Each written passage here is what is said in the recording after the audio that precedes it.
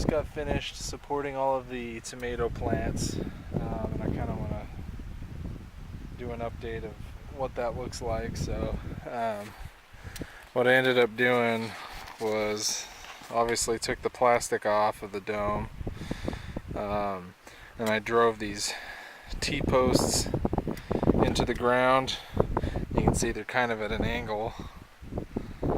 Little positive camber going on there.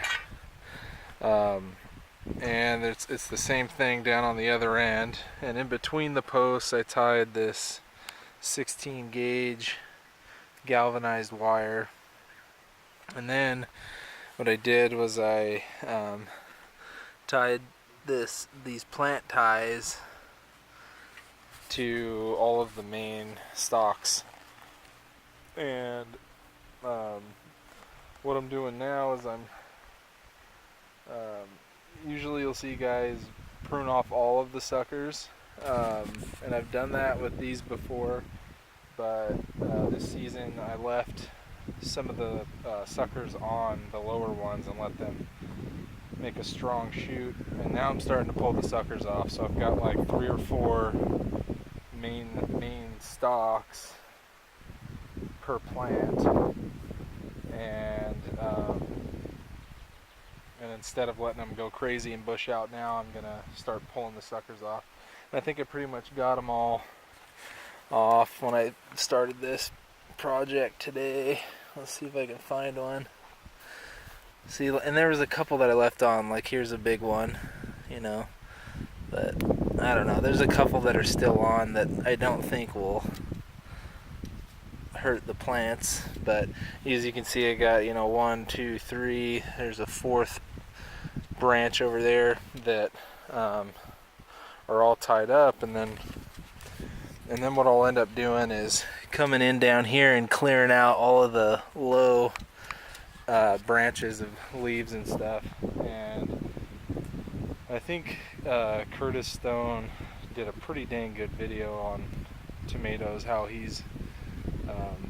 does them. He prunes up the foliage underneath the ripe tomatoes. Once he harvests the tomatoes, he prunes up to that point, and then I've done it for a couple of years, and the result is way better in my opinion than just putting a cage on them. I've done it with a cage before, and initially it's way easier. You throw you plant your tomato plant, throw a cage on, it goes crazy, and there you go. But I always had problems with the tomatoes not getting enough light and ripening up. So they would ripen slowly, and issues with pests and mold and stuff, because I think that it really inhibits the airflow when it's just a big old mess of leaves and branches. So this way you get better airflow. I think that you get better light penetration, and you get more fruit that's higher quality. And so that's why I've continued to do it this way. One of the things that I am doing differently is I did leave a few of the lower suckers on to get several main shoots. And the reason I did that was because I'm trying to increase my yield. And I think that the yield's going to be higher this year, no matter what. If I had taken those suckers off, that'd be higher, because this is how big my tomato plants got at the end of the season last year. And I don't think they got any bigger than that the year before either, because we had some issues. But here we are at the beginning of the season, and they're way ahead. So, but I thought that I would have had a better yield had I left a couple of suckers down and let myself get a few more branches rather than just one. So we'll see how it comes out. It might turn into be something that is just way too much work, pruning up, because each one of those branches is going to have new suckers on it, and you got to prune those off or it just bushes out all crazy. One thing I would have liked to have done was get larger T-posts. These are, I think they're 8-footers. Maybe not, maybe they're 6 foot. I don't know exactly, but 10-foot T-post would have been awesome because you can see a couple of these plants only have, you know, not even a foot till they're on the top of that. So I would have liked to have allowed for more vertical growth, but so that's how I did it. It was really easy. I didn't pay anything for any of this stuff, but if I were to have gone and bought these things, I think these T-posts are right under $3 for the 6-footers, and then that galvanized wire couldn't have been more than $5. So you're talking under $20 to support this. I know that Curtis Stone's garden, he's got this sweet, you know, high tunnel greenhouse that he ties them off to, and that's awesome.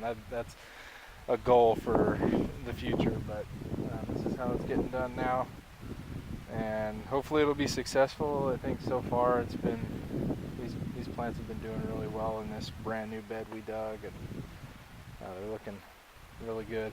And I'll end up doing the same kind of deal for these tomato beds over here. These guys are still pretty small.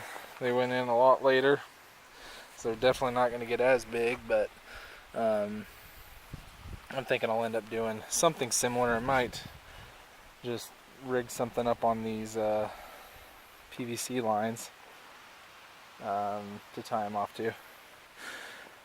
Also, while we're over here, the corn is coming up. And I got way better germination than I expected. I read on the pack that you could plant them really tight, like within 4 inches, and then thin them. But I've planted corn in previous years and got like 65% germination. I don't know what happened differently this year, but I think I got it in at a good time. The soil was nice and warm. I mean, it's only been a few days, less than a week, and then this stuff's already coming up. So let's take a look at the lettuces since we're already over here. The romaine, I think it's doing really well. These are the ones I just planted over here. Hasn't even been a week. They're looking good. The arugula though, not looking so hot. I don't know if it's the type I'm growing or what, but I was just talking to my wife about how I don't think I've been able to successfully grow salad greens. So I guess I need to study up and figure out how to do it properly. Start earlier, use shade cloth. There's a lot of things I think I could be doing better. So, but there it is. There's how the tomatoes are propagated or supported, and I think it looks pretty cool. I'm really happy with how big and vigorous those things are. They look really strong, and hopefully they'll put out some good tomatoes. But I'll get an update going as soon as something new happens out here. Thanks for watching.